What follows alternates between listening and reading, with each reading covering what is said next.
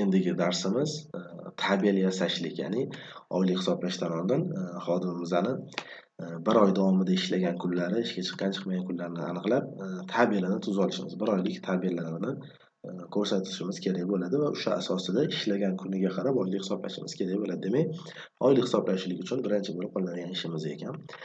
Bu uchun biz zarplata kadr bo'limiga kiramiz va bu yerdan tabelini tanlaymiz.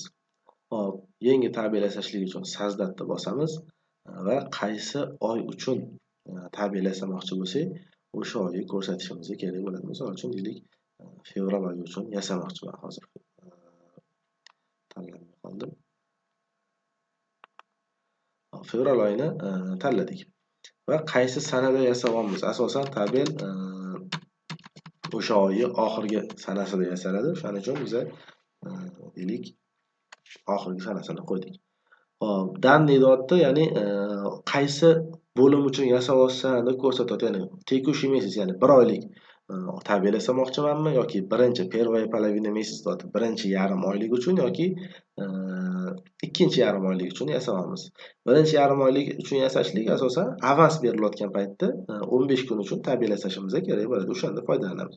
Yoki произвольный период, ya'ni ish kuniga qarab o'zimiz belgilashimiz mumkin. Mana shu kundan mana shu kungacha yasab bergan deb ko'rsatishimiz ham mumkin. Biz hozir oylik uchun hisoblayotganligimiz uchun asosan mana shu tekushi месяцdan foydalanishimiz kerak bo'ladi. Hop, tekushi месяц tanlagandik, mana fevral tanlab buni qo'yganligimiz uchun bizga o'zi chisloni qo'yib berdi. Birinchidan 28-gacha bo'lgan oraliqda, oraliq uchun shu kundan shu kungacha bo'lgan period uchun bizga aynan tabel yasab bermoqchiligini ko'rsatdi. Подразделение degan joyiga biza aynan qaysi bo'lim uchun oylik hisoblayotganligimizni alohida ko'rsatib qo'ysak ham bo'ladi. Misol uchun ma'muriyat xodimlarini o'ziga tabelasa, qo'riqlash bo'limini o'zi uchun tabelasa yoki ishlab chiqarish bo'limini o'zi uchun tabelasa, hokazo shunaqa buyruqni kirgizib qo'yishimiz mumkin bo'ladi. Biz hozir hamma xodim uchun yasaymiz. O'zini podrazdeliyasi qoladi o'shaning uchun. Hop, bu ma'lumotlarni kirgizib bo'lib, zaполнитni bossak, biz tanlagan oyda aynan shu kundan shu sanagacha nechta xodim ishlab, qaysi kundan dam olib, qaysi kunda ishga chiqqan bo'lsa, hammasini o'zi avtomat tarzda to'ldirib beradi. Demak, bizda hozir ikkita xodim bor ekan va ikkalasi ham 5 kunlik ish kunida ishlar ekan. O'shaning uchun shanba oddiqga V qo'ygan, выходной dam olish kuni va qolgan 5 kun uchun 8, ya'ni явки ish kuni 8 soat ishlagan deb ko'rsatib beryapti.